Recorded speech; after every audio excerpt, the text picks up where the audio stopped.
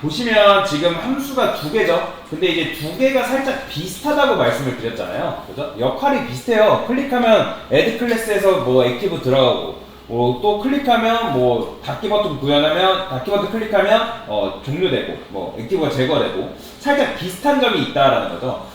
근데 이제 이거를 지금 꼭 이렇게 해야 된다는 건 아닌데 지금 제가 억지를 살짝 부리는 거거든요. 억지를. 그러면 어떻게 하냐면, 자, 여러분들 4개 변수 배웠죠? 기억나시나요? 4개 변수? 저는 여기다가 팝업 1을 이렇게 팝업 1이라고 안 하고 여기다 1을 넘기면 그 기존에 이제 원래 만들었던 요 팝업 요 녀석이 열렸으면 좋겠고, 그 다음에 팝업 2를 넘기면 요것과 관련된 녀석이 열렸으면 좋겠다는 거예요. 뭔 말인지 이해되시나요? 다시 1을 넘기면 이 녀석 첫 번째 팝업, 2를 넘기면 두 번째 팝업이 열렸으면 좋겠다. 그래서 제가 여기다가 팝업 1과 팝업 2라는 녀석을 만든 거거든요. 이렇게 클래스를 추가적으로 삽입을 해준 건데, 그러면 뭐가 가능해지냐? 저는 팝업이라고 이렇게 써볼게요. 그 다음에 우리가 이렇게 인자값을 넘겼으면 당연히 함수에 함수로 뭐를 받아야 돼요? 4개 변수를 이렇게 받아줘야겠죠? 그죠? 그 다음에 얘는 어쨌든 그러니까 btn 팝업 1이고 얘는 btn 팝업 2잖아요. 그러면 이거 대신에 우리가 뭐 쓸 수 있을까요? 플러스 넘버 쓰면 되겠죠.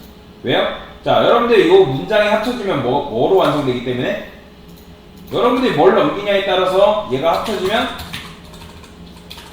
여러분들이 어떤 걸 넘기냐에 따라서 btn 팝업 1이 될 테고 2가 될 거 아니에요. 그죠? 이해되시죠? 그래서 여기다가 여러분들이 넘버 값을 넘겨주면 여기 1 들어오고 2가 들어올 거 아니에요. 이해되시죠? 자, 그 다음에 여기다가 얘는 어쩔 수 없이 로그인 팝업이니까 이렇게 이제 집어넣어주면 이제 되는 거고, 그 다음에 마찬가지로 근데 이렇게 하면 두 개가 다시 다 열리니까 이렇게 같이 열면 안 되겠다. 얘는 그러면 얘는 어떻게 해주는 게 좋을까요? 이렇게 하면 하나만 열릴 테고, btn 팝업 얘를 생각을 안 했네요. 제가 얘를 생각 안 하고 코드를 짜버렸네요. 그러면 방법이 있긴 하거든요. 방법이 있긴 한데 어차피 우리가 요거를 팝업 1, 2로 작업을 해놨잖아요. 그렇죠? 보시면 팝업 1, 2로 작업을 해잖아요. 얘가 1이고 그리고 얘가 2잖아요. 그죠? 그럼 얘가 열리고 얘가 열리면 되니까 우리가 여기다 어떻게 해주면 되는 거예요? 우리가 팝업 1, 2로 작업해놨기 때문에 얘도 마찬가지로 뭐 해주면 되는 거예요? 플러스 넘버 적어주면 되지 않겠어요? 그죠? 이해되시나요? 자, 이렇게 하게 되면 어떤 일이 발생하는 거예요? 제가 이거 잠깐 주석 걸게요. 그러면 얘 클릭하면 얘 팝업 1과 관련된 게 열리는 거고요. 이해되시죠? 그 다음에 얘 클릭하면 이제 뭐가 되는 거예요? 팝업 2가 열리는 거예요. 왜요? 여러분들이 여기다가 1 우리가 여기에 지금 보면 팝업 1이고 얘 팝업 2죠. 그죠? 이렇게 만들어놨잖아요. 그러면 여기 뭐 들어와요? 처음에 1 넘기면 여기 1, 1 들어오니까 1과 관련된 것만 열리는 거고, 여러분들이 2 열면 2와 관련된 것만 이런 식으로 열리는 거죠. 이해되시나요? 자, 그러면 얘도 마찬가지죠. 지금 여러분들이 팝업의 btn 클로즈라고 이렇게 만들어놨기 때문에 여기다가 이렇게 써볼게요. 얘는 조금 복잡하긴 한데 플러스 넘버. 근데 여기서 주의해야 될 거, 플러스 하는 건 마찬가지인데 여기 띄어쓰기 해주셔야 돼요.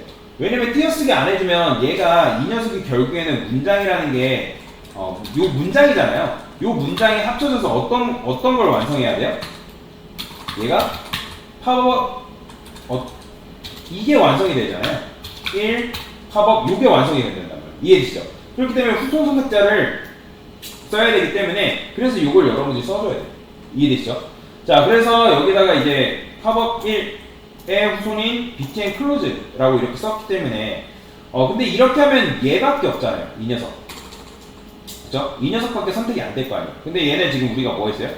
로그인 팝업 어디서? 로그인 팝업 btn close라고 했기 때문에